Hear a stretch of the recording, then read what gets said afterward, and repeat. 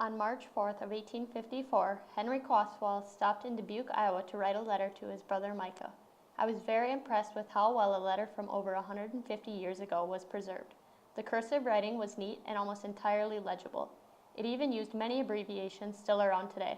For example, AMT is the shortened version of amount, and signs were also frequently used throughout this writing. One thing I found strange was the lack of punctuation. The only punctuation marks I could see were commas. No periods, apostrophes, or quotations were used. The way Mr. Croswell crossed his T's was also different. The cross actually followed after the T rather than going through the T like most people would do. As for its content, I found this letter quite unique. Instead of talking about his journey, the majority of Henry's time was spent by telling Micah about bills he needed paid before returning home. It seems quite ironic that Henry needed these paid at a time he wasn't around. Micah must have been a kind brother. Among the list of people the Croswell brothers owed were a doctor and a man named Shotwell.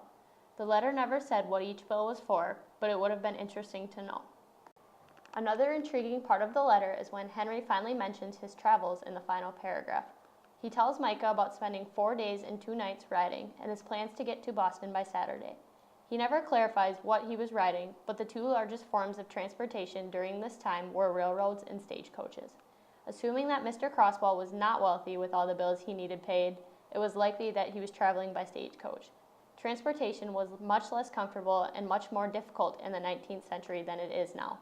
Nonetheless, Henry said the trip was going well and that he was in good spirits. This letter may not have been incredibly detailed in parts, but it is a nice window into the past. It shows that although change is constantly happening around us, there are still similarities between the past and present. Henry and Micah Croswell showed how siblings are always able to go to one another for help. Stagecoaches may no longer be the main mode of transportation, but this letter was still fun to pick apart because of the Croswell family's close relationship, something that is still valued today.